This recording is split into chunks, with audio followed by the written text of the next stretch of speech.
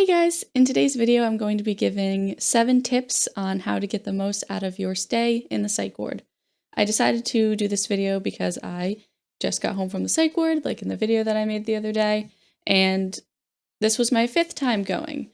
And I remembered the first time that I went being super nervous and being like unable to know like what I should even do or expect or how to prepare for it. I do have a video that I will link at the end of this video where I talk more about what a psych ward stay entails, but this video is going to be focusing on 7 tips that you can use during your stay to help you get the most out of your time there. So the first thing that I recommend is to pack a bag of comfortable clothes. So when you're there, normally when you typically get in, you have to wear hospital scrubs, but they can be really uncomfortable and not really fun to wear for your entire stay. I know for me, I don't really feel comfortable unless I'm in my own clothes, and I never felt comfortable when I was wearing the hospital scrubs, so I always now pack a bag with me that has a bunch of clothes. So the only thing that you need to remember is that since you're going to a psychiatric facility, some things are not allowed. So nothing with strings are allowed. So if you have a hoodie that has the strings on it, you have to take those out. If you have shoelaces, you have to take those out of your shoes. And if you have pants with a drawstring, they can't have the string in it. So for shoes, since it's kind of hard to wear shoes that don't have the shoelaces in them, I always bring like a really comfortable pair of non-slip slippers that I wear. And then I normally bring jeans, leggings, and then some comfortable t-shirts and flannels, since I always wear flannels. The second thing that I recommend bringing with you is a list of your medications and your allergies. So when you get to the emergency department, they're typically going to ask you what medications you're on and if you have any allergies.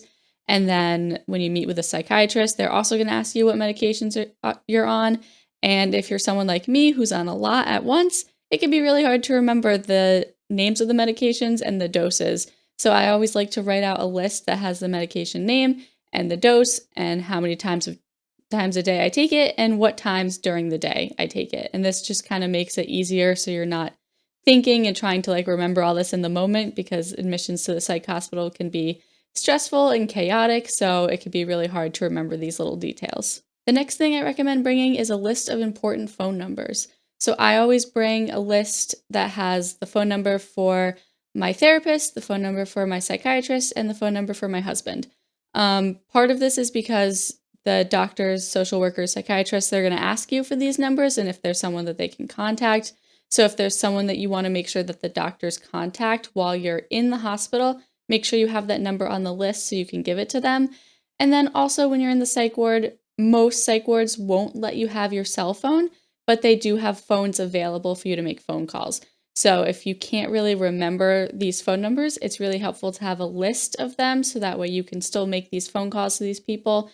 And calling your loved ones, your therapist, your psychiatrist during your hospital stay can also help you feel more comfortable. I know for me, being able to talk to my husband and being able to talk to my therapist are really helpful things for me, especially if I'm feeling a little bit overwhelmed and nervous when I'm in the psych ward. The fourth thing that I recommend is asking the nurses for what you need. So the nurses are there to help you, and just like with any job, there are going to be nurses that are good at their job and that are really nice, and then there are going to be some nurses that are not so good at their job and might be a little bit mean. The longer you're there, you'll kind of start to recognize which nurses you can ask for things and which nurses you kind of want to avoid a little bit. But always make sure you ask for what you need. I remember my first psych hospital stay, I was super cold at night, and it took me like 3 or 4 days to finally ask for a second blanket for some reason because I was just too nervous to ask the nurses. So make sure that you don't do that and you ask the nurses for the things that you need. So most psych hospitals will have hygiene products, so toothbrush, toothpaste, shampoo, soap, things like that you have to ask the nurses for, extra blankets, extra pillows, anything that you need, always make sure to ask your nurse. The fifth thing that I recommend, and this is one that is really hard for me, is to advocate for yourself. So if you're feeling uncomfortable for any reason, make sure you tell a nurse or one of the staff members if another patient is making you uncomfortable. It is totally okay to tell the nurses that. If a particular nurse is making you uncomfortable, then you can tell another nurse what's going on. And also, to be clear with what you want from your psychiatrist that you'll see when you're there. So this is something I had a lot of trouble with, and I think I did a little bit better about it this time, was advocating for myself with a psychiatrist. So when I go to the hospital, I don't like to make medication changes. This is just because I'm already established with an outpatient psychiatrist who already has a plan of care for me. So I really have to advocate to the psychiatrist there that I'm just there for safety and I don't want medication changes. But if you're feeling the opposite and you do want medication changes, then also make sure you advocate for yourself and let the psychiatrist know that you want to make medication changes and that you're hoping to find something that's going to help you a little bit more. And similarly, also advocate for yourself with a social worker. The social worker is there to help you feel comfortable and to communicate with anyone outside of the hospital that you want updated on your condition. So make sure you talk to your social worker honestly about what you need and what is going on while you're there. And then another way to advocate for yourself is that if you're having any side effects from medications, make sure you tell the nurse or the psychiatrist or even the social worker, because it's really important for them to know that so they can change your dose or give you something to help with the side effects or just kind of adjust things. So even if you're kind of uncomfortable doing that, it's really important to advocate for yourself so that way you can get the most out of your stay. The sixth thing that I recommend is to go to the groups that they have.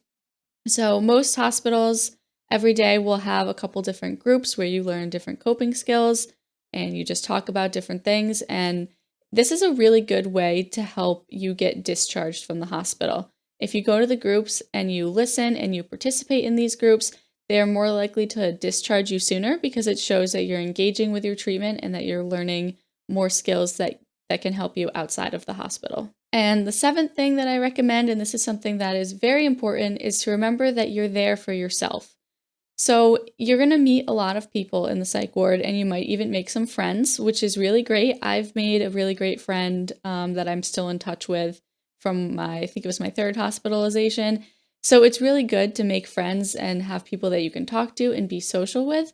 But it's important to make sure that you remember that you're there for yourself.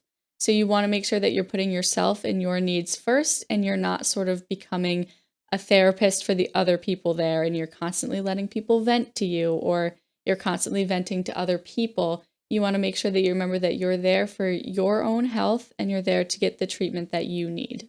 So in conclusion for this video, I just want to remind everyone, and this is something I think I've been saying in most of my psych hospital videos, is that it is totally okay to need to go to the hospital.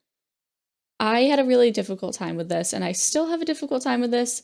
I always think that going kind of means that I'm failing my outside treatment because I need more support, but that's just not true.